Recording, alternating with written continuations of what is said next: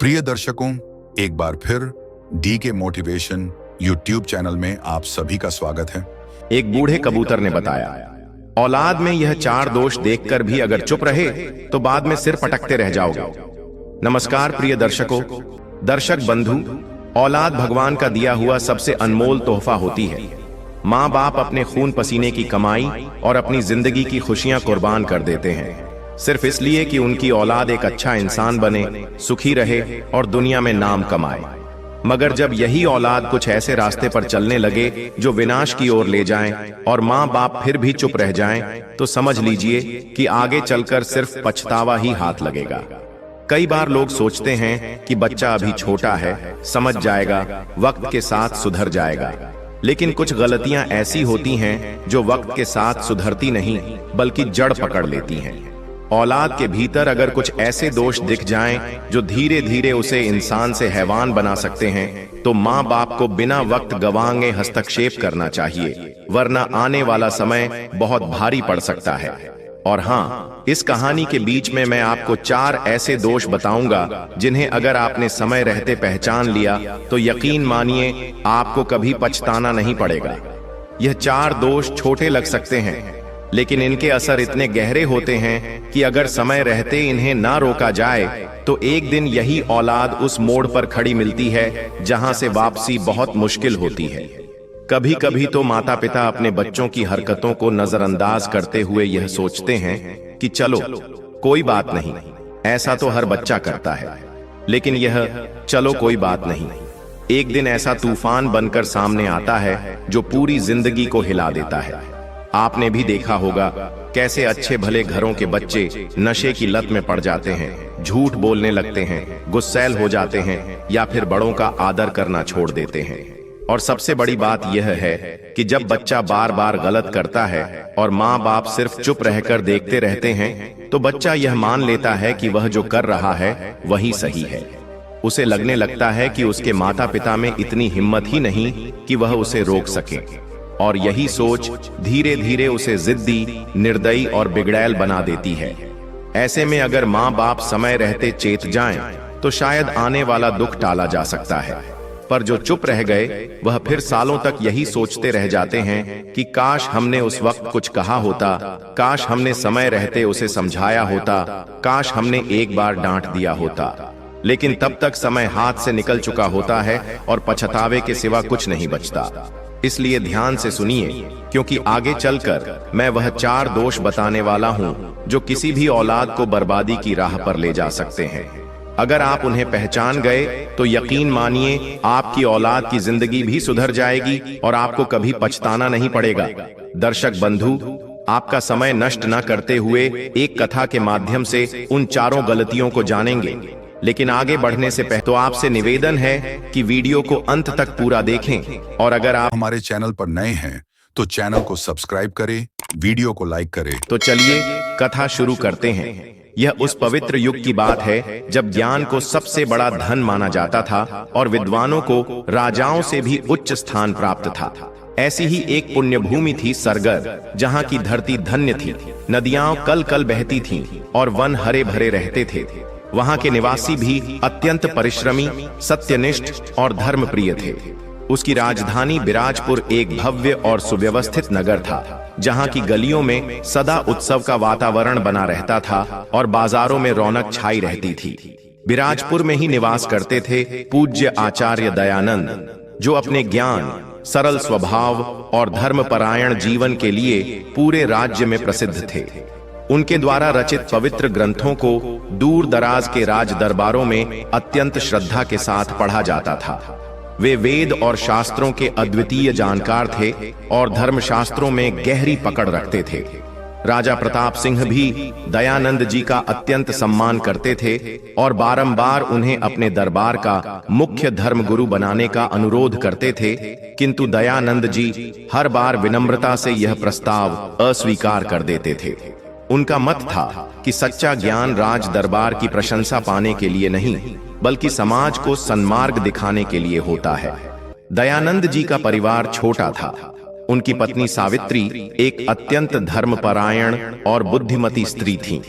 वे प्रेम और मर्यादा से घर का संचालन करती थीं। जितनी विनम्र उतनी ही संयमी भी थीं। उनका एकमात्र पुत्र था अभिनव, जो मात्र 10 वर्ष का था।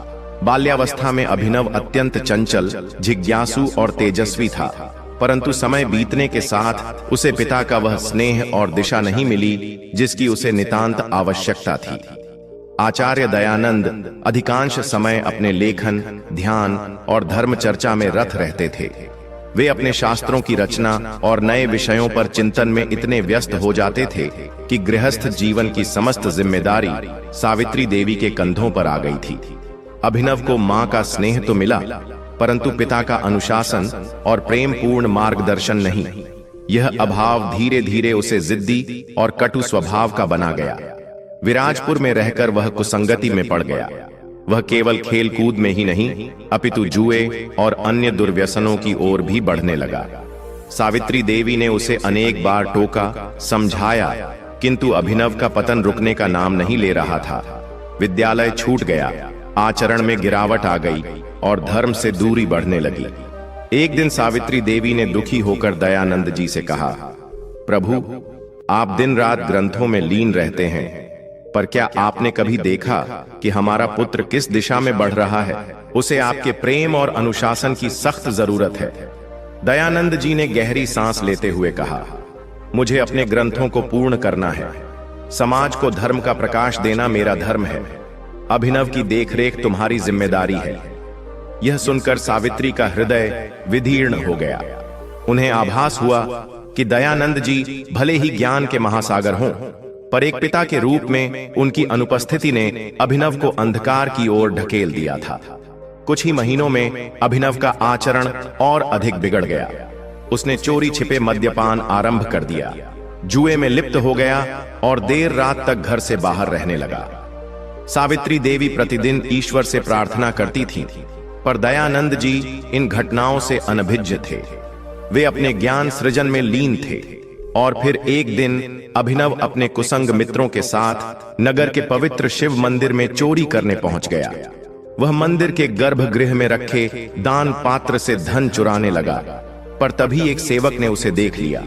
सेवक ने पकड़कर अभिनव और उसके साथियों को राजा प्रताप सिंह के दरबार में प्रस्तुत कर दिया। दरबार में सेवक ने निवेदन किया, महाराज, यह बालक पवित्र मंदिर में चोरी करते पकड़ा गया है और यह पूज्य आचार्य दयानंद का पुत्र है। यह सुनकर समस्त सभा स्तब्ध रह गई। राजा प्रताप सिंह को भी अपने कानों पर विश्वास नहीं हुआ। उन्होंने क्रोधित होकर आदेश दिया कि आचार्य दयानंद को तुरंत बुलाया जाए।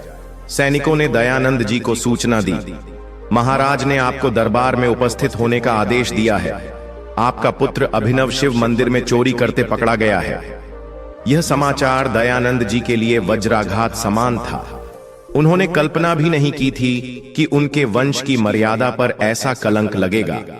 परंतु अपने सिद्धांतों में अडिग दयानंद जी ने शांत स्वर में कहा, मैं अपराधी की सिफारिश नहीं करूंगा। यदि अभिनव ने पाप किया है तो उसे दंड अवश्य मिलना चाहिए। जब सावित्री देवी को यह झांत हुआ तो वे फूट फूट कर रो पड़ी।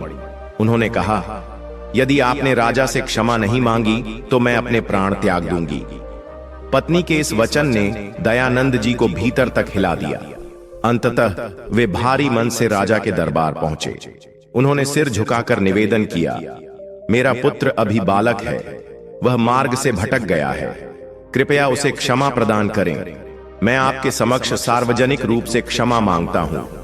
राजा प्रताप सिंह ने गंभीर स्वर में कहा, मैं आपके ज्ञान और तप का सम्मान करता हूं, इसी कारण इस बार आपके पुत्र को क्षमा करता हूं, किंतु यदि उसने पुनः कोई अधर्म किया तो उसे कठोर दंड अवश्य दिया जाएगा। अभिनव को क्षमा तो मिल गई, किंतु आचार्य दयानंद की प्रतिष्ठा पर जो आघात लगा उससे वे कभी उभर नहीं सके। नगर में लोग अब ताना मारने लगे, आचार्य तो बड़े ज्ञानी हैं, परंतु उनका पुत्र चोर निकला। यह अपमान दयानंद जी के हृदय को छलनी कर गया। वे रोगग्रस्त रहने लगे, तन कमजोर पड़ गया, पर आत्मा ने अपने सिद्धांतों से कभी समझौता नहीं किया। उन्होंने संकल्प लिया कि वे अपने जीवन का अंतिम और सबसे महत्वपूर्ण ग्रंथ पूर्ण करके ही देह त्याग करेंगे। वे दिन रात साधना और लेखन में लीन हो गए। अंततः एक दिन उनका ग्रंथ पूर्ण हुआ। मृत्यु निकट देख उन्होंने अभिनव को पास बुलाया और शांत स्वर में कहा, बेटा, तुम्हारा जीवन आज जिस अंधकार में है उसके लिए मैं स्वयं दोषी हूं। यह ग्रंथ मेरी तपस्या का फल है, इसे संभाल कर रखना। मेरे पास देने के लिए इससे बढ़कर कुछ भी नहीं है। परंतु अभिनव उस अमूल्य ग्रंथ का महत्व न समझ सका। उसके मन में बस यही विचार आया, काश पिता कुछ धन छोड़ गए होते। अगले ही दिन दयानंद जी ने प्राण त्याग दिए। उनके देहावसान के बाद दुखों का पहाड़ टूट पड़ा। सावित्री और अभिनव की स्थिति दिन ब दिन दयनीय होती गई, परंतु अभिनव को इसकी कोई परवाह नहीं थी। समय के साथ घर में भोजन का भी संकट उत्पन्न हो गया। एक दिन सावित्री देवी ने थके हुए स्वर में कहा, बेटा, कुछ काम धंधा करके लाओ, अन्यथा हम भूखे मर जाएंगे। अभिनव ने उदासी से उत्तर दिया, मां, मुझे कौन काम देगा? मैं तो अनपढ़ और कुख्यात हूं। यह केवल भावनात्मक नहीं, अब आर्थिक और सामाजिक पीड़ा भी बन चुकी थी। आचार्य दयानंद के जीवित रहते लोग उनके ज्ञान को प्रणाम करते थे, परंतु उनके जाने के बाद वह सम्मान भी समाप्त हो गया। लोग अब उस घर को तिरस्कार और उपेक्षा की दृष्टि से देखने लगे।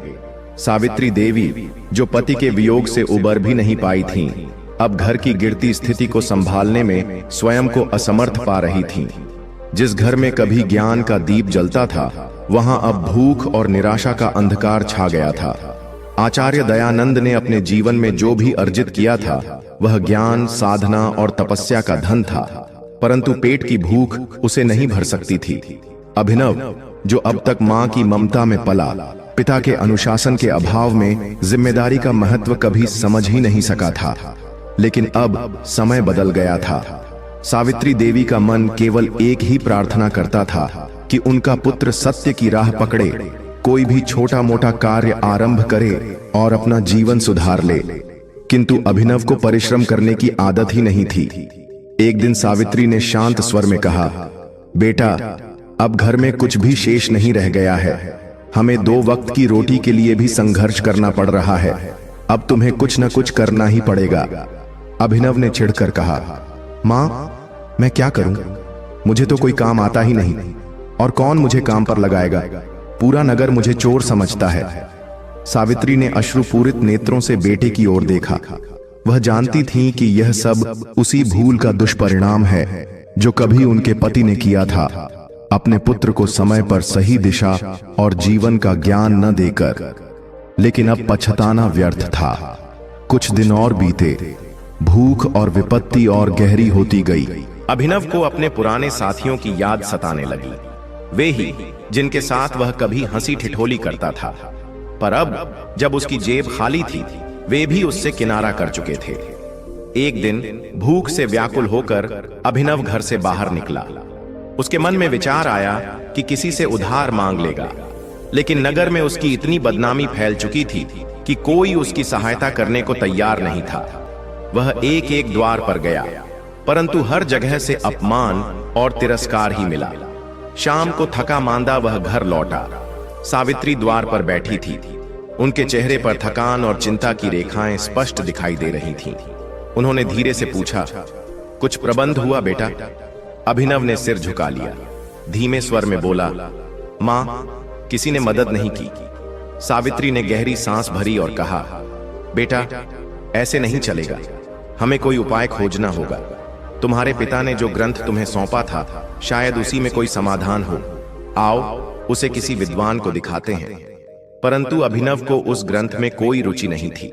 उसे वह केवल एक बेकार कागजों का पुलिंदा लगता था। अगले दिन भूख से बेहाल अभिनव बाजार पहुंचा।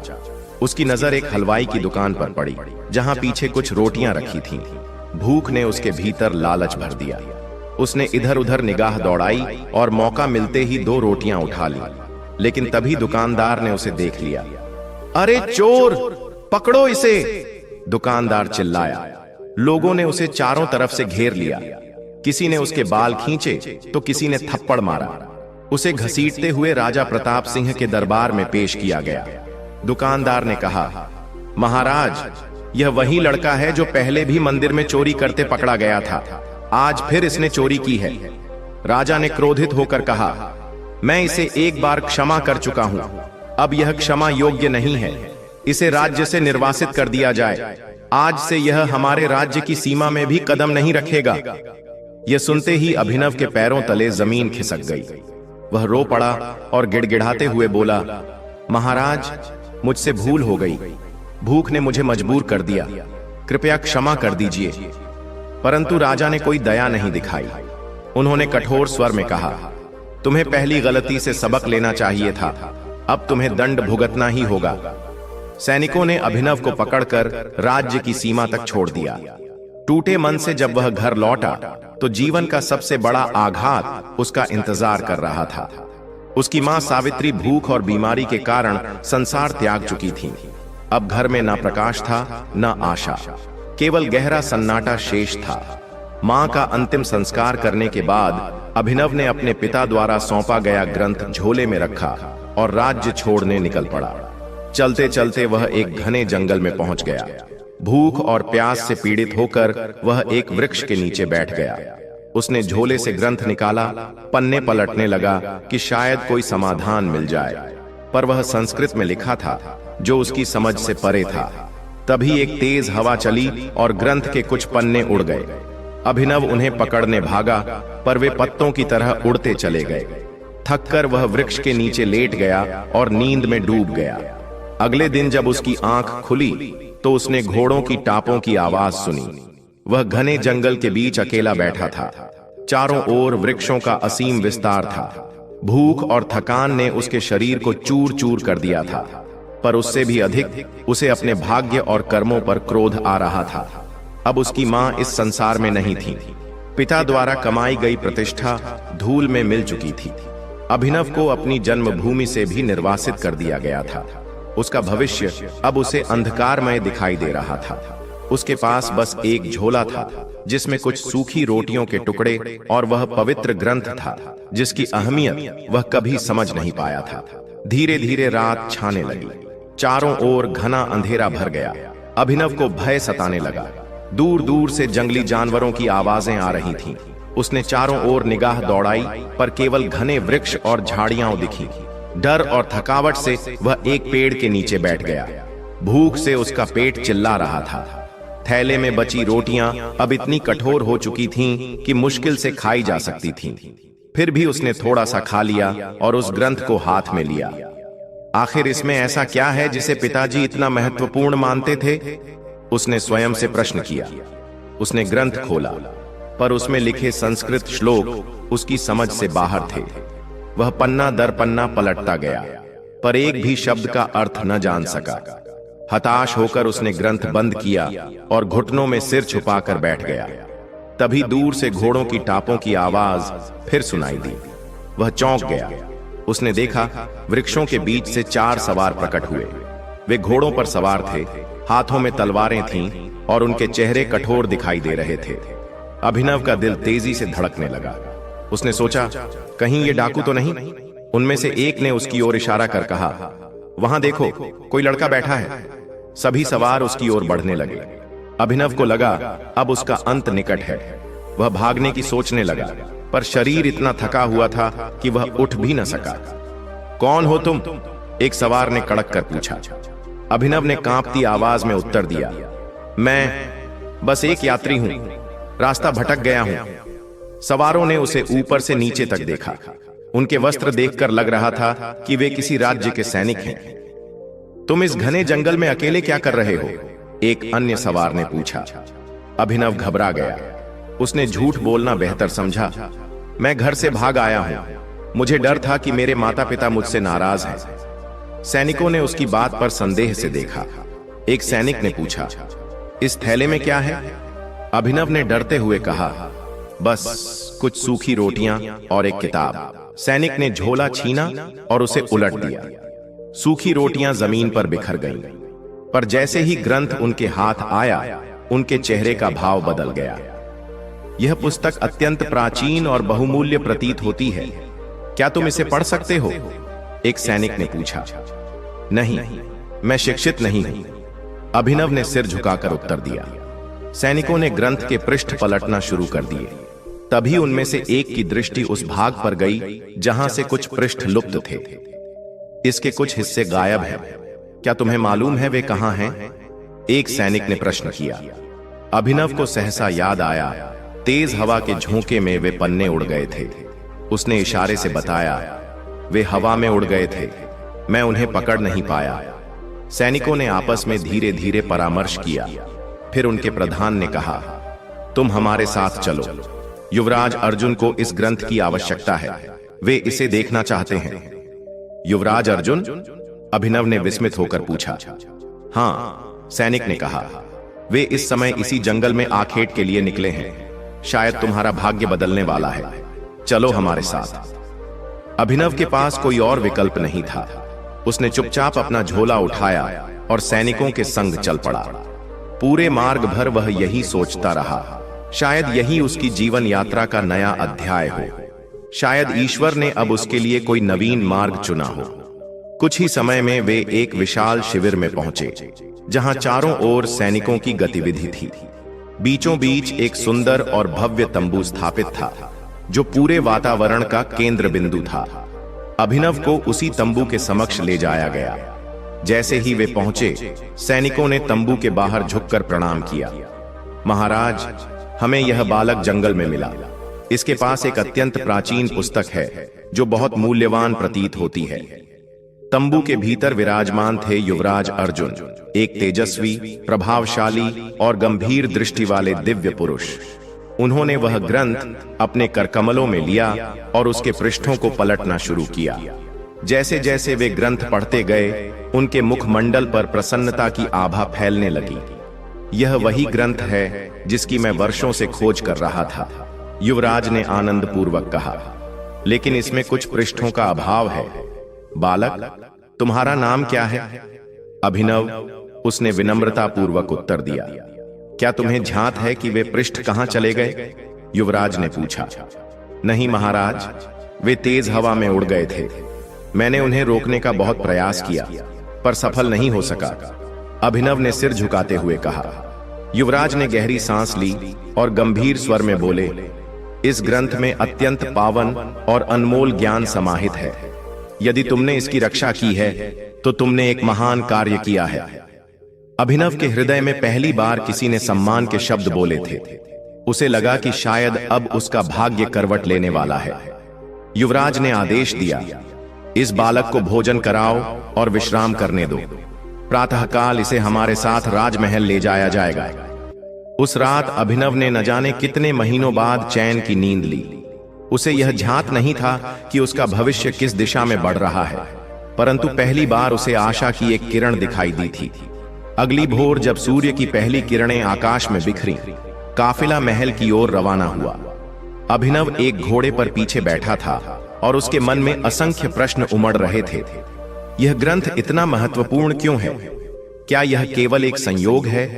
यह यात्रा उसे कहां ले जाएगी? चारों ओर सैनिकों की चहल पहल थी। घोड़ों की टापों की गूंज, तलवारों की खनखनाहट और सैनिकों की बातचीत से जंगल की शांति भंग हो रही थी। अभिनव की दृष्टि बार बार युवराज अर्जुन की ओर उठती थी। वे एक सच्चे योद्धा प्रतीत होते थे, ऊंचा कद, गंभीर नेत्र और तेजस्वी मुखाकृति। युवराज बार बार ग्रंथ को निकालते और ध्यान पूर्वक उसका निरीक्षण करते, जिसे अभिनव के पिता ने अपने जीवन की तपस्या से रचा था। अभिनव का मन बार बार पूछता, आखिर इसमें ऐसा क्या है? दिन भर यात्रा चलती रही। वे घने वनों, कलकल करती नदियों और ऊंची पहाड़ियों को पार करते हुए संध्या को एक छोटी सी सराय पहुंचे। युवराज अर्जुन ने कहा, यहां हम रात्रि विश्राम करेंगे। सैनिक अपने अपने कार्यों में लग गए, कुछ घोड़ों की देखभाल में तो कुछ भोजन की व्यवस्था में। इधर अभिनव भूख से व्याकुल था, पर संकोचवश उसने किसी से कुछ नहीं मांगा। तभी एक सैनिक उसके पास आया और कठोर स्वर में बोला, युवराज ने तुम्हें बुलाया है।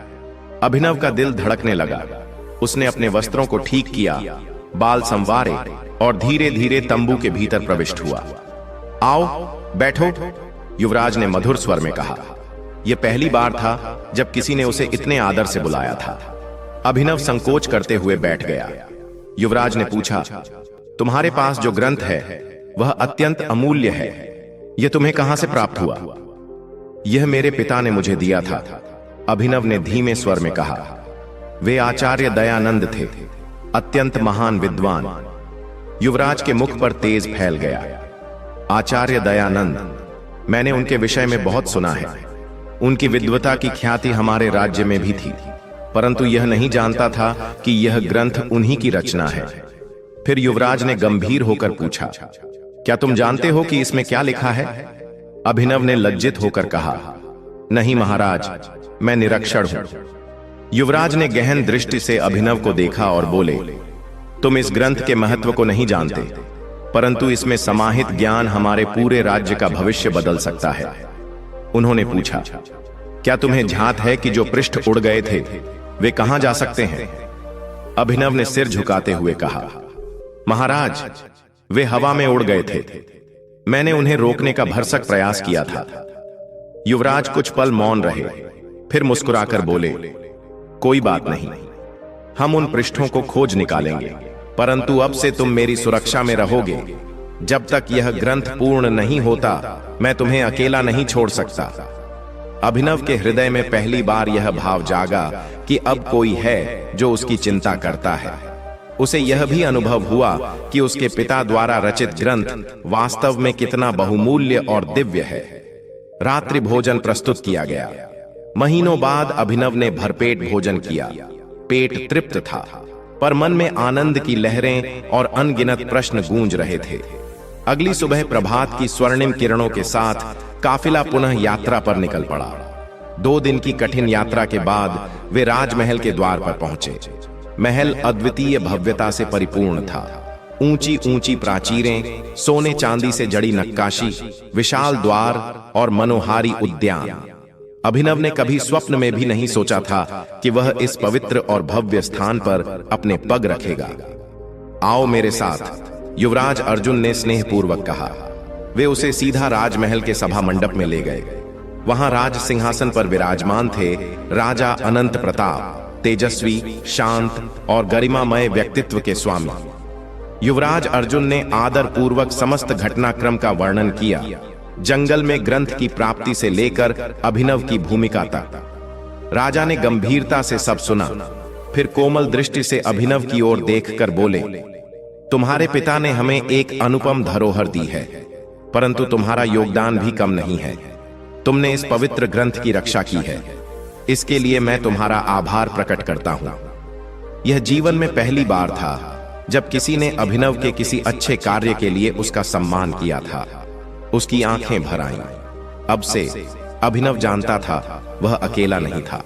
राजा ने आज्ञा दी, जब तक यह ग्रंथ पूर्ण नहीं हो जाता तब तक तुम हमारे अतिथि रहोगे।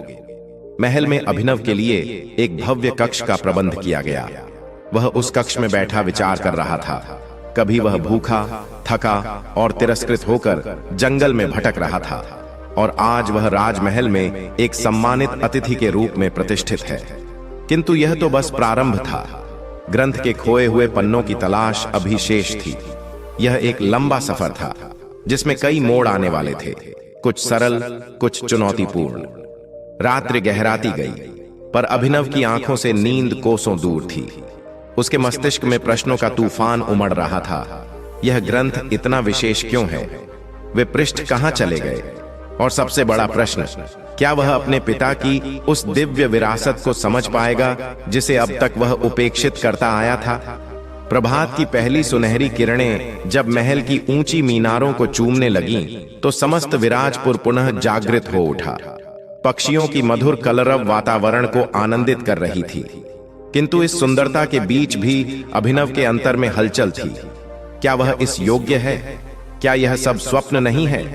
अब वह मात्र एक साधारण बालक नहीं रहा था, बल्कि राजमहल में उसका सम्मान हो रहा था, और यह सब उस ग्रंथ के कारण था जिसे वह कभी तुच्छ समझता था। उसे एक अलंकृत कक्ष प्रदान किया गया था जिसकी दीवारों पर भव्य नक्काशी थी। खिड़कियों से महल के उद्यान की झलक मिलती थी, परंतु इस संपूर्ण वैभव के बीच भी उसे शांति नहीं मिल रही थी। तभी द्वार पर दस्तक हुई। अभिनव, युवराज अर्जुन ने तुम्हें सभा में बुलाया है, एक सैनिक ने सूचित किया। अभिनव ने अपने वस्त्र ठीक किए और सैनिक के साथ चल पड़ा। मार्ग में उसने महल की विलासिता को निहारा। चमचमाती संगमरमर की फर्श, सोने चांदी से मढ़े स्तंभ, दीवारों पर सुंदर चित्रांकन और चलते फव्वारों का मधुर संगीत। सभा मंडप में राजा अनंत प्रताप, युवराज अर्जुन और एक अन्य तपस्वी पुरुष पहले से उपस्थित थे। वह वृद्ध, श्वेत दाढ़ी वाले, गंभीर नेत्रों वाले और तपस्या से दीप्त लग रहे थे।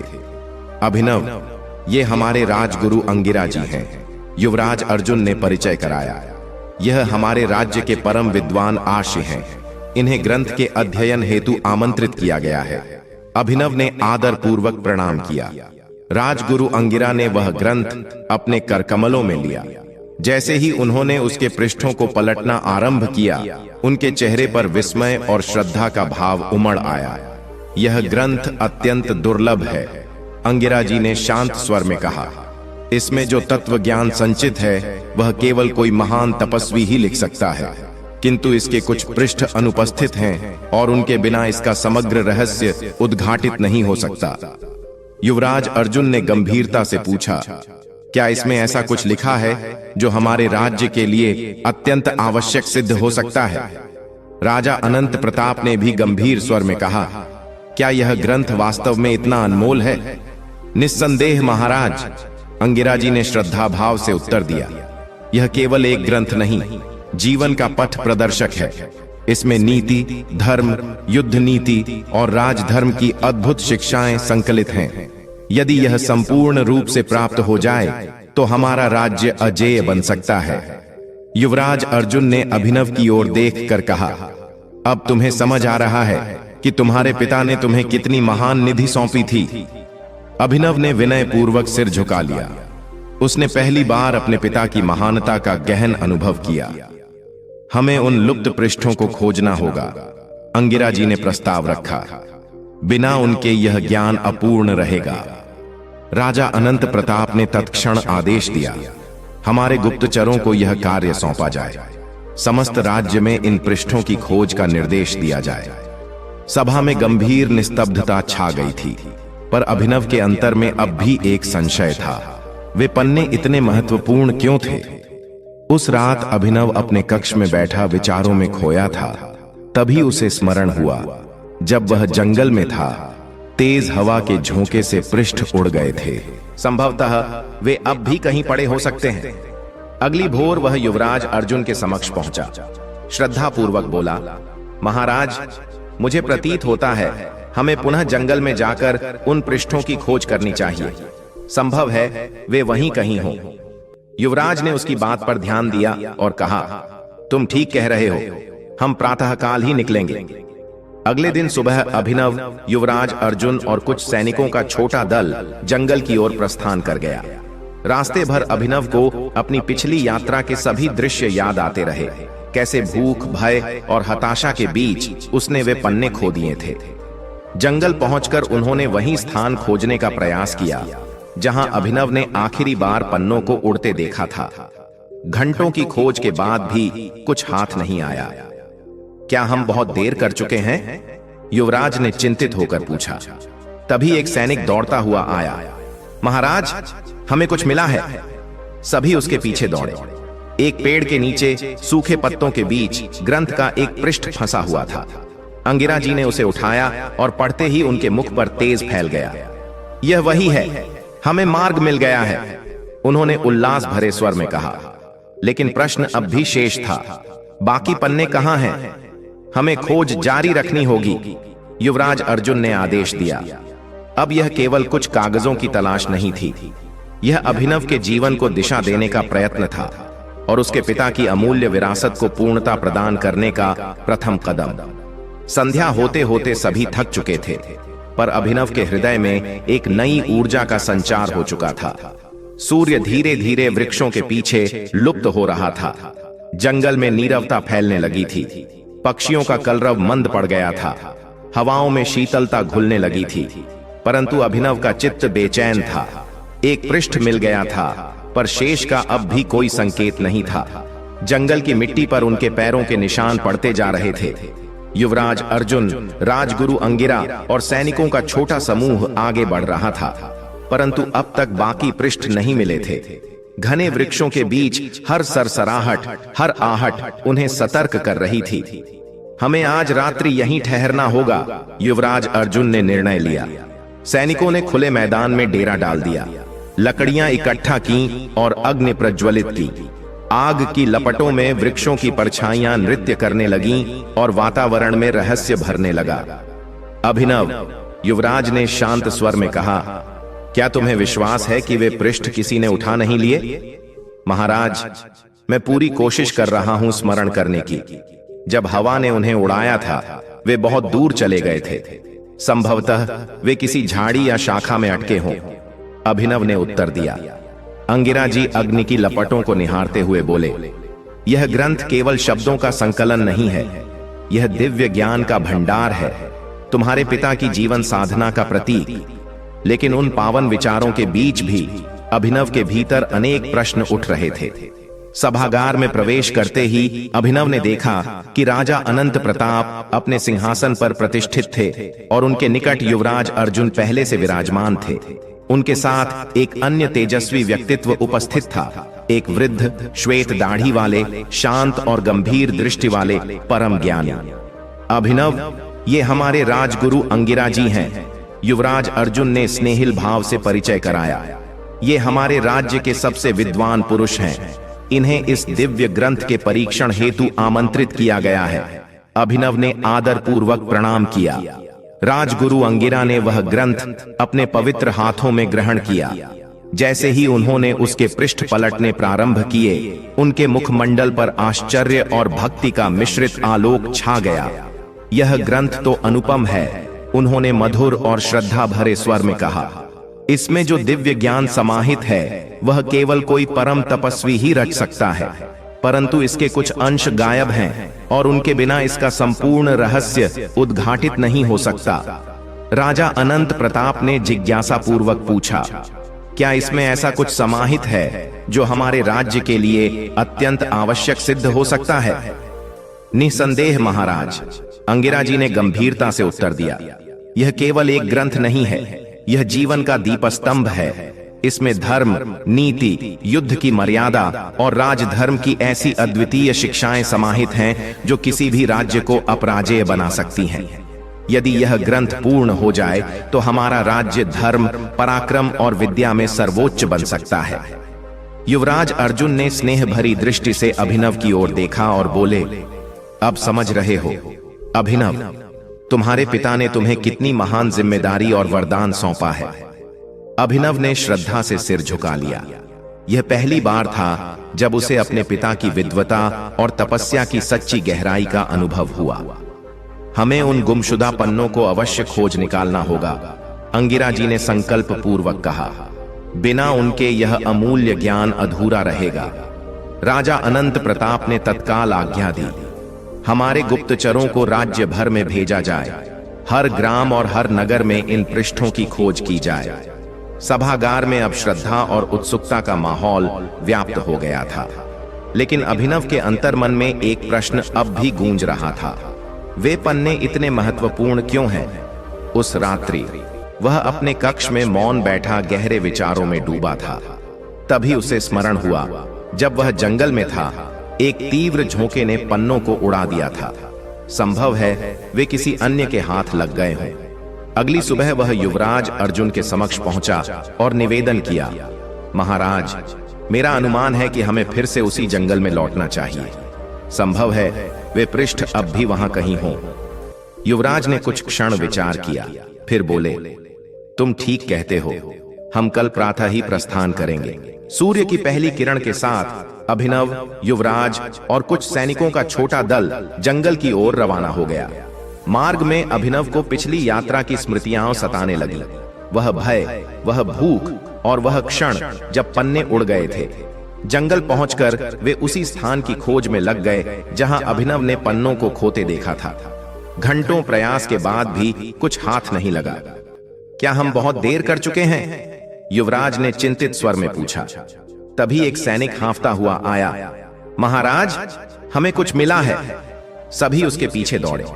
एक पेड़ के नीचे सूखे पत्तों के बीच ग्रंथ का एक पृष्ठ दबा हुआ था। अंगिरा जी ने उसे उठाया और पढ़ते ही उनके मुख पर आनंद की आभा फैल गई। यह वही पृष्ठ है, हमें मार्ग मिल गया है। उन्होंने उल्लासपूर्वक कहा। परंतु शेष पन्नों का अभी भी कोई पता नहीं था। हमें खोज जारी रखनी होगी, युवराज अर्जुन ने दृढ़ स्वर में आदेश दिया। अब यह केवल पृष्ठों की तलाश नहीं थी, यह अभिनव के जीवन को नए अर्थ देने की एक आध्यात्मिक यात्रा थी, एक प्रयास अपनी आत्मा और पिता की साधना को गहराई से समझने का। संध्या का अंधकार धीरे धीरे जंगल पर छा रहा था। पक्षियों की चहचहाहट मंद पड़ गई थी, ठंडी हवाएं नीरवता घोल रही थीं। एक पन्ना तो मिल गया था, पर शेष का अब भी कोई संकेत नहीं था। उनके कदम जंगल की गीली मिट्टी में चिन्ह छोड़ते आगे बढ़ रहे थे। युवराज अर्जुन, अंगिरा जी और सैनिकों का छोटा दल सतत प्रयास कर रहा था, लेकिन सफलता अब भी दूर थी। घने वृक्षों के बीच हर सरसराहट, हर फुसफुसाहट उन्हें सतर्क कर रही थी। हमें आज यहीं विश्राम करना चाहिए, युवराज ने सुझाव दिया।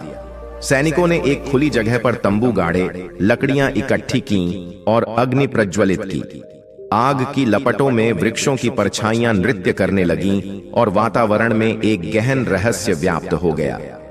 अभिनव, युवराज अर्जुन ने गंभीर स्वर में कहा, क्या तुम्हें पूरा विश्वास है कि उन पृष्ठों को किसी ने उठा नहीं लिया?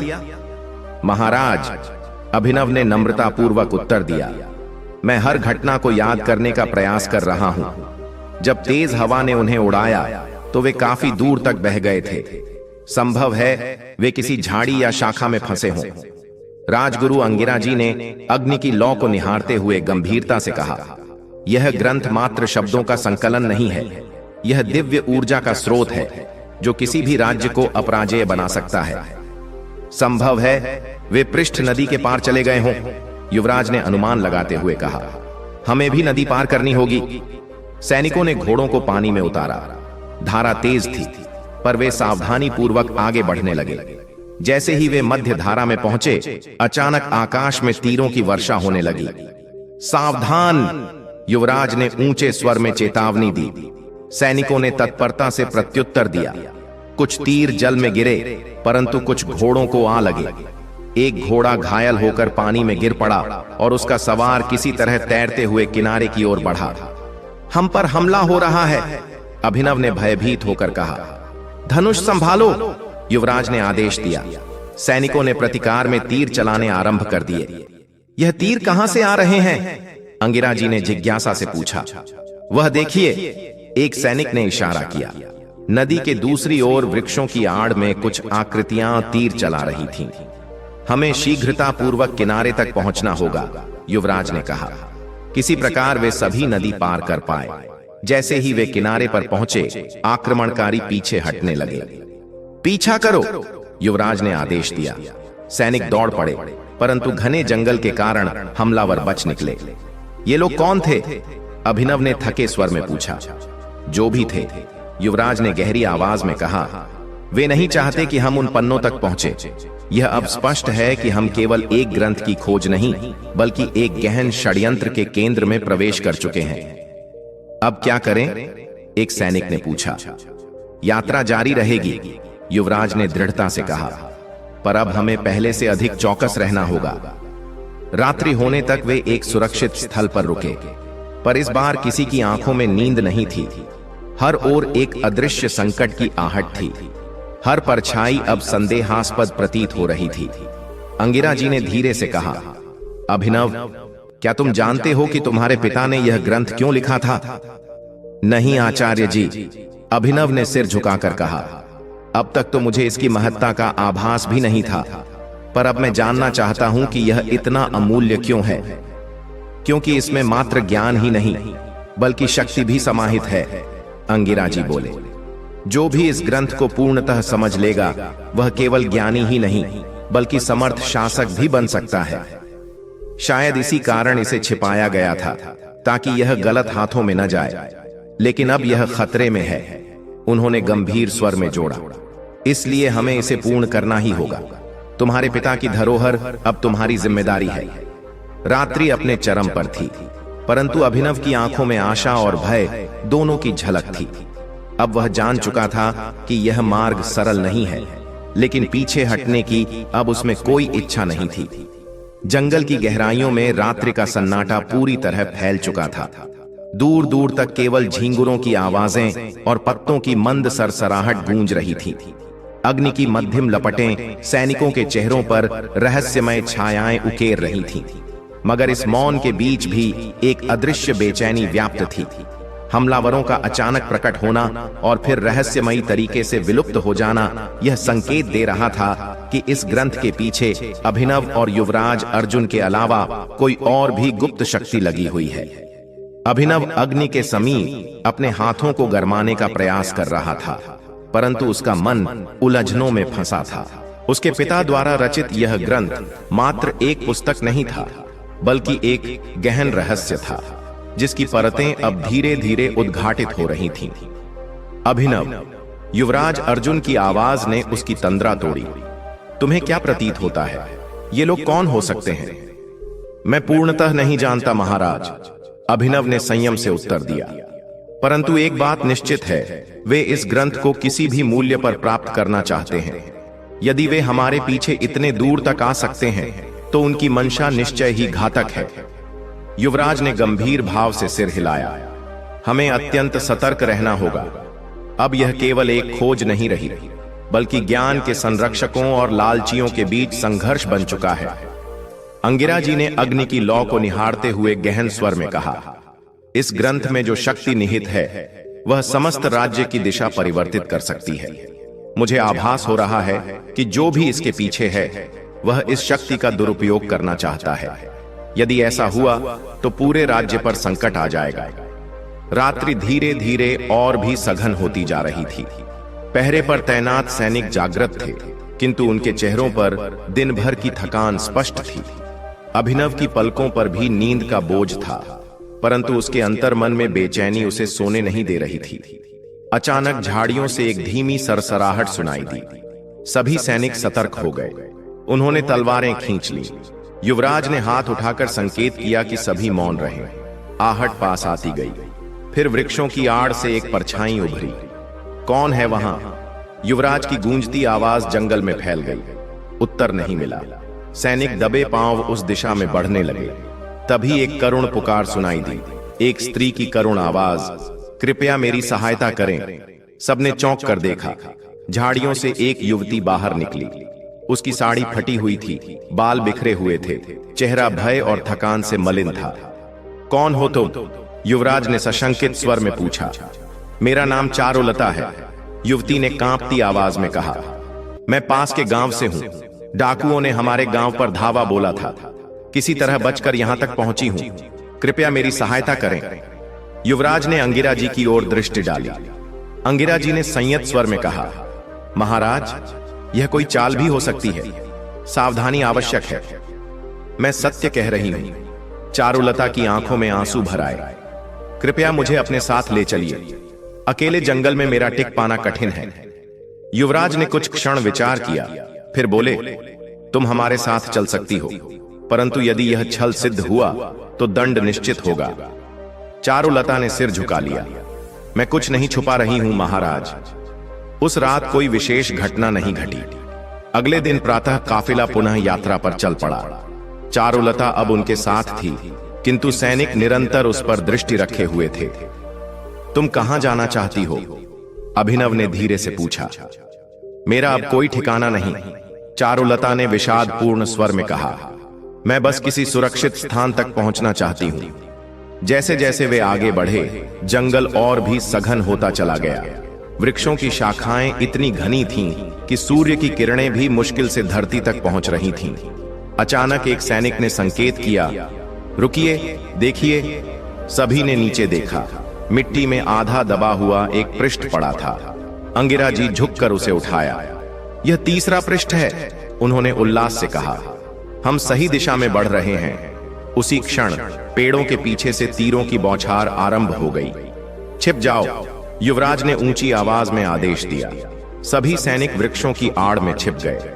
तीर निरंतर आ रहे थे, पर हमलावर अब भी दिखाई नहीं दे रहे थे। ये कौन लोग हैं? अभिनव ने भयभीत होकर पूछा। जल्द ही पता चलेगा, युवराज ने तलवार खींचते हुए कहा। सैनिकों ने प्रत्युत्तर में तीर चलाने शुरू किए। धीरे धीरे शत्रु के आकार स्पष्ट होने लगे। वे सामान्य डाकू नहीं थे। उनका पहनावा और आचरण प्रशिक्षित सैनिकों जैसा था। युवराज ने अपने घोड़े को दौड़ाया और शत्रु की ओर बढ़ चले। उनके पीछे सैनिक भी झपट पड़े। शीघ्र ही आमने सामने का युद्ध आरंभ हो गया। तलवारों की झंकार, घोड़ों की हिनहिनाहट और सैनिकों के जय घोष से जंगल गूंज उठा। अभिनव एक वृक्ष के पीछे छिपकर यह सब देख रहा था। तभी उसकी दृष्टि चारुलता पर पड़ी, जो चुपचाप पीछे हट रही थी। रुको! अभिनव चिल्लाया, पर चारुलता भागने लगी। अभिनव ने तुरंत उसका पीछा किया। वह झाड़ियों और वृक्षों के बीच से भाग रही थी, लेकिन अभिनव भी पीछे नहीं हटा। अंततः वे एक खुली जगह पर पहुंच गए। वहां चारुलता थम गई। तुम भाग क्यों रही हो? अभिनव ने हांफते हुए पूछा। चारुलता ने पलटकर उसकी ओर देखा। अब उसकी आंखों में भय नहीं, बल्कि एक तेजस्वी चमक थी। क्योंकि मैं वही हूं जिसे तुम ढूंढ रहे हो, उसने रहस्यमयी स्वर में कहा। क्या मतलब? अभिनव चौंक उठा। चारुलता ने अपनी साड़ी के भीतर से एक कागज निकाला, ग्रंथ का एक और पन्ना। यह पन्ना तुम्हारे पास कैसे आया? अभिनव ने विस्मित होकर पूछा। चारुलता ने गंभीरता से उत्तर दिया, मैं भी उसी शक्ति की खोज में हूं जिसकी तुम्हें अभी पूरी समझ नहीं है। जंगल के बीच, जहां सूर्य की किरणें भी मुश्किल से पहुंचती थीं, एक नया रहस्य अनावृत हो चुका था। अभिनव अब जानने लगा था कि यह यात्रा जितनी सरल प्रतीत होती थी, वास्तव में उतनी सरल नहीं थी। यह एक ऐसी यात्रा थी जिसमें हर मोड़ पर चौंकाने वाले सत्य उसका इंतजार कर रहे थे। जंगल की नीरवता में, जहां हवाओं की सरसराहट भी गूंजती थी, अभिनव और चारुलता आमने सामने खड़े थे। चारुलता की आंखों में अब भय नहीं, बल्कि एक तीव्र आत्मविश्वास था जो अभिनव को असमंजस में डाल रहा था। उसके हाथ में ग्रंथ का पन्ना लहरा रहा था और मंद हवाएं मानो उसमें प्राण फूंक रही थीं। तुम्हारे पास यह पन्ना कैसे आया? अभिनव ने कठोर स्वर में पूछा। चारुलता ने हल्की मुस्कान के साथ उत्तर दिया, यह तो केवल आरंभ है अभिनव। जो कुछ तुम्हें बताया गया है वह संपूर्ण सत्य नहीं है। तुम्हारे पिता का यह ग्रंथ जितना तुम समझते हो उससे कहीं अधिक मूल्यवान है, और बहुत से लोग हैं जो इसे प्राप्त करने के लिए किसी भी हद तक जा सकते हैं। कौन लोग? और तुम किस ओर हो? अभिनव ने आगे पूछा। चारुलता ने एक कदम पीछे हटते हुए शांत स्वर में कहा, मैं किसी के भी पक्ष में नहीं हूं। मैं तो केवल अपनी शक्ति की खोज में हूं, और यह दिव्य ग्रंथ ही मुझे वह शक्ति दे सकता है। पर इसमें ऐसा क्या है?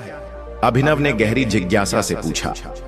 चारुलता ने कुछ क्षणों के लिए उसे देखा, फिर उत्तर दिया, यह ग्रंथ केवल ज्ञान का भंडार नहीं है, बल्कि सत्ता की कुंजी भी है।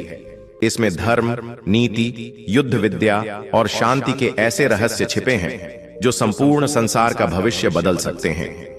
रात्रि अपने पूर्ण यौवन पर थी, किंतु अभिनव के भीतर आशा और भय दोनों की लहरें उठ रही थीं। अब उसे भली भांति ज्ञात था कि यह मार्ग सरल नहीं, परंतु अब वह पीछे हटने को तैयार नहीं था। जंगल की अथाह गहराइयों में मौनता का साम्राज्य फैल चुका था। दूर दूर तक केवल झींगुरों की ध्वनि और पत्तों की मध्यम सरसराहट सुनाई दे रही थी। अग्नि की मंद लपटें सैनिकों के चेहरों पर रहस्यमयी छायाएं बना रही थीं, मगर इस सन्नाटे के बीच भी एक अदृश्य बेचैनी मंडरा रही थी। हमलावरों का अचानक आना और फिर रहस्यमय तरीके से गायब हो जाना इस बात का संकेत था कि अभिनव और युवराज अर्जुन के अतिरिक्त कोई गुप्त शक्ति भी इस ग्रंथ के पीछे लगी हुई थी।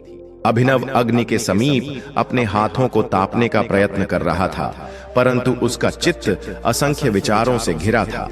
पिता द्वारा रचित यह ग्रंथ मात्र अक्षरों का संग्रह नहीं, बल्कि एक गहन रहस्य था जिसकी परतें धीरे धीरे उद्घाटित हो रही थीं। अभिनव, युवराज अर्जुन की पुकार ने उसकी तंद्रा भंग की। तुम्हें क्या प्रतीत होता है? ये लोग कौन हो सकते हैं? महाराज, मुझे संपूर्ण ज्ञान नहीं है, अभिनव ने शांति से उत्तर दिया, किंतु यह निश्चित है कि वे इस ग्रंथ को किसी भी कीमत पर हथियाना चाहते हैं। यदि वे हमारा इस प्रकार पीछा कर सकते हैं तो उनकी मंशा निश्चित ही घातक है। युवराज ने गंभीर मुद्रा में सिर हिलाया। अब हमें अत्यधिक चौकस रहना होगा। यह मात्र खोज नहीं रही, यह सत्य और लालच के मध्य संघर्ष है।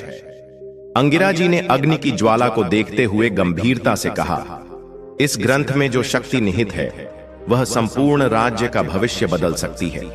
जिसे यह प्राप्त हो जाए वह अपार बल का स्वामी बन सकता है। जो इसके पीछे हैं वे इस शक्ति का दुरुपयोग करने का प्रयास कर रहे हैं। रात्रि और भी गहन होती जा रही थी। पहरे पर नियुक्त सैनिक जागरूक थे, परंतु उनकी थकी हुई आंखें दिन भर की थकान दर्शा रही थीं।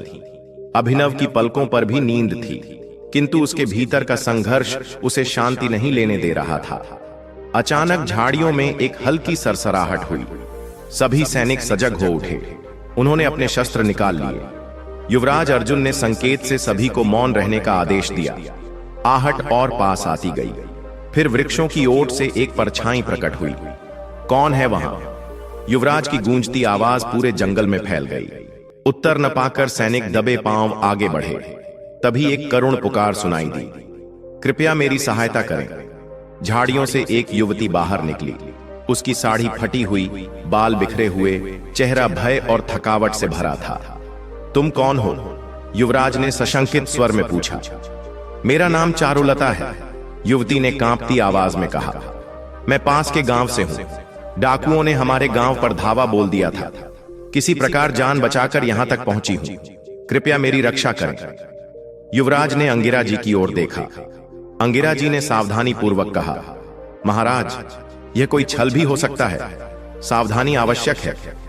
मैं सत्य कह रही हूं। चारुलता की आंखों में अश्रु छलक आए। कृपया मुझे अपने साथ ले चलिए। यह घना जंगल मेरे लिए अत्यंत भयावह है। युवराज ने विचार कर कहा, तुम हमारे साथ चल सकती हो, पर यदि कोई कपट हुआ तो परिणाम गंभीर होगा। चारुलता ने सिर झुकाकर स्वीकृति दी। रात शांत रही। अगली प्रातः काफिला फिर से यात्रा पर निकल पड़ा। चारुलता उनके संग थी, किंतु सैनिक सावधानी पूर्वक उस पर निगरानी रखे हुए थे। तुम कहां जाना चाहती हो? अभिनव ने पूछते हुए कहा। मेरा अब कोई ठिकाना नहीं, चारुलता ने दुख खबरे स्वर में कहा। बस किसी सुरक्षित स्थान पर पहुंचना चाहती हूं। जैसे जैसे वे आगे बढ़ते, जंगल और सघन होता चला गया। सूरज की किरणें भी धरती तक मुश्किल से पहुंच पा रही थीं। अचानक एक सैनिक ने रुकने का संकेत दिया। देखिए वहां, उसने नीचे की ओर इशारा किया। मिट्टी में दबा हुआ एक कागज का टुकड़ा पड़ा था। अंगिरा जी ने उसे उठाया और कहा, यह तीसरा पृष्ठ है। हम सही दिशा में बढ़ रहे हैं। उसी क्षण तीरों की बौछार आरंभ हो गई। छिपो, युवराज ने जोर से आदेश दिया।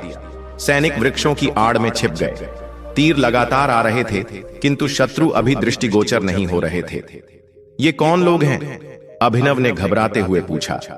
जल्द ही जान जाएंगे, युवराज ने तलवार निकालते हुए कहा। धीरे धीरे शत्रुओं की आकृतियां प्रकट होने लगीं। वे साधारण डाकू नहीं, बल्कि सुशिक्षित सैनिक प्रतीत हो रहे थे। युवराज ने घोड़े को दौड़ाया और हमला बोल दिया। उनके पीछे सैनिक भी बढ़ चले। भीषण युद्ध छिड़ गया। तलवारों की टंकार, घोड़ों की हिनहिनाहट और रणघोष से वनों का मौन चीरने लगा। अभिनव वृक्ष के पीछे से यह दृश्य देख रहा था। तभी उसकी दृष्टि चारुलता पर पड़ी, जो धीरे धीरे पीछे हट रही थी। रुको! अभिनव चिल्लाया, लेकिन चारुलता जंगल में भागने लगी। अभिनव ने उसका पीछा किया। वे झाड़ियों और वृक्षों के बीच से भागते रहे। अंततः वे एक पहाड़ी के किनारे पहुंच गए। नीचे एक गहरी खाई थी। अब तुम्हारे पास कोई मार्ग नहीं बचा, अभिनव ने हांफते हुए कहा। यह पृष्ठ मुझे सौंप दो। चारुलता ने ग्रंथ के पन्ने को हवा में लहराते हुए कहा। यदि यह तुम्हारे हाथ लग गया तो मेरा लक्ष्य अधूरा रह जाएगा, पर मुझे एक और उपाय झांत है। यह कहते हुए उसने वह पृष्ठ खाई में फेंक दिया। नहीं! अभिनव चिल्लाया। वह खाई की ओर दौड़ा। सौभाग्यवश वह पृष्ठ एक वृक्ष की शाखा में अटक गया। तुमने यह क्या किया? अभिनव ने क्रोधित होकर पूछा। जो मुझे उचित लगा, चारुलता ने शांत भाव से उत्तर दिया। अब यह तुम्हारा धर्म है कि तुम इसे कैसे बचाते हो। इसी समय घोड़ों की टापों की आवाज सुनाई दी। युवराज अर्जुन और सैनिक वहां पहुंच चुके थे। चारुलता ने अवसर का लाभ उठाया और जंगल में अदृश्य हो गई। अभिनव, तुम सुरक्षित हो? युवराज ने उतरते ही पूछा। चारुलता ने हमें धोखा दिया महाराज, अभिनव ने बताया। उसके पास ग्रंथ का एक पृष्ठ था, उसने उसे खाई में फेंक दिया। युवराज ने खाई की ओर देखा। हमें उस पृष्ठ को हर हाल में प्राप्त करना होगा। 2 सैनिक रस्सियों के सहारे नीचे उतरे। सभी की निगाहें उन पर टिकी थीं। कुछ ही समय में एक सैनिक ने आवाज लगाई, मिल गया, पृष्ठ मिल गया। सैनिकों को सावधानी पूर्वक ऊपर लाया गया। अंगिरा जी ने पृष्ठ को हाथ में लेकर ध्यान से पढ़ा। यह भी अत्यंत महत्वपूर्ण अंश है, उन्होंने गंभीरता से कहा। अब हमें और अधिक सावधानी बरतनी होगी। शत्रु अत्यंत चतुर और शक्तिशाली हैं। और चारुलता? युवराज ने पूछा। वह बच निकली महाराज, अभिनव ने कहा, पर मुझे विश्वास है कि हम पुनः उसका सामना करेंगे और अगली बार वह और भी अधिक तैयारी के साथ आएगी। रात्रि को शिविर में विचित्र बेचैनी थी। अब तक अभिनव ने इस यात्रा को केवल एक साधारण खोज समझा था, परंतु अब यह एक जीवन संग्राम बन चुका था। क्या तुम भयभीत हो? अंगिरा जी ने धीमे से पूछा। भयभीत नहीं, अभिनव ने उत्तर दिया, पर अब समझ आ गया है कि यह यात्रा मेरी कल्पना से कहीं अधिक कठिन है। डरना नहीं अभिनव, अंगिरा जी ने कहा। तुम्हारे पिता ने यह ग्रंथ एक उद्देश्य से लिखा था। अब वही उद्देश्य तुम्हारी अग्नि परीक्षा बन चुका है। आग की ज्वाला मंद पड़ चुकी थी, परंतु अभिनव के भीतर एक नई लौ जल चुकी थी, अपने पिता की धरोहर की रक्षा और अंधकारमय षड्यंत्र को उजागर करने की। प्रभात होने वाला था। सूर्य की पहली किरणें वृक्षों के झरोखों से झांकने लगी थीं। हवा में ताजगी थी, परंतु अभिनव के भीतर विचारों का तूफान उमड़ रहा था। सैनिक शिविर समेट रहे थे। युवराज अर्जुन अपने घोड़े को सजा रहे थे और अंगिरा जी ध्यानपूर्वक प्राप्त पृष्ठों का अध्ययन कर रहे थे। आचार्य जी, अब तक हमें कितने पृष्ठ प्राप्त हुए हैं? अभिनव ने पूछा। 4, अंगिरा जी ने शांतिपूर्वक उत्तर दिया, परंतु अब भी कुछ अति महत्वपूर्ण अंश शेष हैं। इन्हीं में इस ग्रंथ का वास्तविक रहस्य छुपा है। यदि वे पृष्ठ शत्रुओं के हाथ लग गए तो? अभिनव ने चिंता से पूछा। अंगिरा जी ने गहरी श्वास लेते हुए कहा, तो कल्याण का स्रोत विनाश का कारण बन सकता है। इसलिए हमें हर हाल में उन पृष्ठों को पाना ही होगा। यह केवल एक खोज नहीं, बल्कि एक यज्ञ है। उसी क्षण एक सैनिक हांफता हुआ आया। महाराज, जंगल के उस पार कुछ अजनबी लोगों का बड़ा दल हमारी ओर बढ़ रहा है। युवराज अर्जुन ने तुरंत आदेश दिया, सभी सैनिक तैयार हो जाएं। अब धर्म की रक्षा के लिए युद्ध अनिवार्य हो गया है। जैसे जैसे वे आगे बढ़े, जंगल की पगडंडी संकरी और चुनौतीपूर्ण होती चली गई। वृक्षों की शाखाएं, रहस्यमयी ध्वनियां और हर सरसराहट वातावरण को और भी गहन बना रही थी। कुछ समय बाद वे एक खुले मैदान में पहुंचे। सामने पहाड़ी पर धूल का बड़ा गुब्बार उठता दिखा। यह शत्रुओं की सेना है, युवराज ने तलवार खींचते हुए कहा। अब इन्हें रोकना ही होगा। युद्ध प्रारंभ हुआ। अभिनव ने भी साहसपूर्वक तलवार थाम ली थी। यह केवल युद्ध नहीं था, यह धर्म और अधर्म के बीच निर्णायक संग्राम था। चारुलता अत्यंत कुशल थी, परंतु अभिनव की निष्ठा और साहस उसे बराबरी पर ले आया था। उधर युवराज और उनके सैनिक शत्रु सेना को पीछे धकेलने लगे थे। धीरे धीरे विजय की किरण फूटने लगी। यह तुम्हारी अंतिम चाल थी चारुलता, अभिनव ने उसकी तलवार नीचे गिराते हुए कहा। तुमने युद्ध जीत लिया, परंतु अभी सब कुछ समाप्त नहीं हुआ है, चारुलता ने धीमे स्वर में कहा। इसी समय वह रहस्यमयी पुरुष अंगिरा जी की ओर झपटा, ग्रंथ के पन्नों को छीनने के लिए, किंतु अभिनव ने उसे देख लिया और वज्र गति से उसकी ओर दौड़ा। यह ग्रंथ तुम्हारे हाथ कभी नहीं लगेगा, अभिनव ने हुंकारते हुए कहा। उसने पूरी ताकत से प्रहार किया और कुछ ही पलों में उस व्यक्ति को परास्त कर दिया। युद्ध समाप्त हो चुका था। शत्रु सेना पराजित होकर भाग खड़ी हुई थी।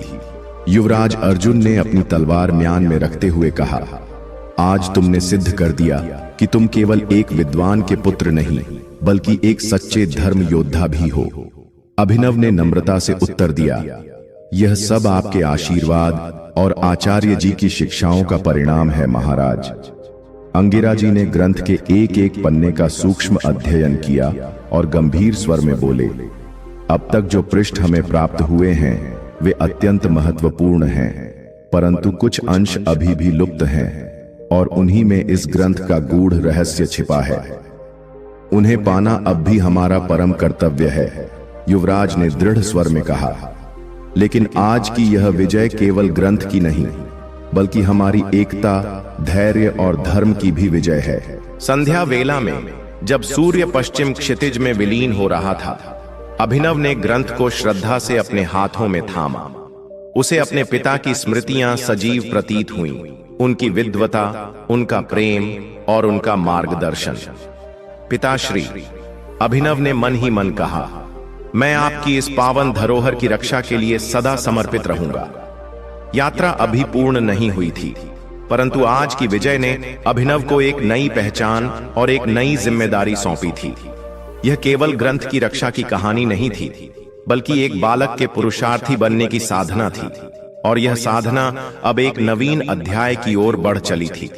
दर्शक बंधु, इस कथा के माध्यम से हम उन 4 दोषों को समझ सकते हैं जो यदि समय रहते न रोके जाएं, तो माता पिता और उनकी संतानों दोनों के जीवन को संकट में डाल सकते हैं। प्रथम दोष, माता पिता का समय न देना। औलाद को सबसे अधिक आवश्यकता होती है अपने माता पिता के साथ बिताए समय की, उनके स्नेह और उनके मार्गदर्शन की। परंतु जब माता पिता व्यस्तता का बहाना बनाकर बच्चों से दूरी बना लेते हैं, तो बालक स्नेह की तलाश में भटकने लगता है, और यही भटकाव उसे गलत राह पर ले जाता है। परिणाम स्वरूप वह गलत संगति में फंस जाता है और लौटना कठिन हो जाता है। द्वितीय दोष, अनुशासन का अभाव। यदि बालक को बिना सीमाओं के पूरी स्वतंत्रता दे दी जाए, तो वह मर्यादा और आदर्श दोनों खो बैठता है। नतीजा यह होता है कि वही संतान जिसे आप गले लगाना चाहते थे, समाज के लिए बोझ बन जाती है, और तब केवल पश्चाताप शेष रह जाता है। तृतीय दोष, दुष्ट संगति। बच्चा किनके साथ समय व्यतीत कर रहा है, इस पर ध्यान देना हर माता पिता का परम धर्म है, क्योंकि संगत ही संस्कारों को बनाती या बिगाड़ती है। यदि आप अनदेखी करेंगे, तो कोई और उसे अपने रंग में रंग देगा, और तब वह आपके नहीं, उस वातावरण का हिस्सा बन जाएगा जिसे आपने गंभीरता से नहीं लिया था। चतुर्थ दोष, विरासत को न समझना और केवल संपत्ति पर ध्यान देना। यदि संतान केवल यह पूछे कि पिता ने क्या छोड़ा, पर यह न जाने कि पिता ने क्या सिखाया, तो समझिए उसने केवल आपकी दौलत देखी है, आपके मूल्य नहीं। नतीजा, वह दौलत तो पा लेगा, पर रिश्ते, आदर और आत्मा सब खो बैठेगा, और फिर चाह कर भी आप कुछ नहीं कर पाएंगे। यदि इन 4 दोषों को देखकर भी आप चुप रहे, तो एक दिन यही मौन आपके भीतर पश्चाताप की अग्नि जलाएगा। औलाद वास्तव में भगवान का रूप है, परंतु जब उनमें दोष उत्पन्न होने लगे, तो माता पिता का धर्म है उन्हें समय रहते संभालना, वरना ऐसा दिन दूर नहीं जब पछताने के अतिरिक्त आपके पास कुछ भी शेष नहीं रहेगा। अगर यह बातें आपके दिल को छू गई हों, अगर आप भी चाहते हैं कि हमारी आने वाली पीढ़ियां संस्कारों से जुड़ी रहें, तो इस संदेश को ज्यादा से ज्यादा लोगों तक पहुंचाइए, और ऐसे ही भावनात्मक, सच्ची और सीख देने वाली कहानियों के लिए चैनल को जरूर सब्सक्राइब कीजिए, क्योंकि हम सिर्फ कहानियां नहीं सुनाते, हम जीवन के वह सच दिखाते हैं जो अक्सर लोग अनदेखा कर देते हैं।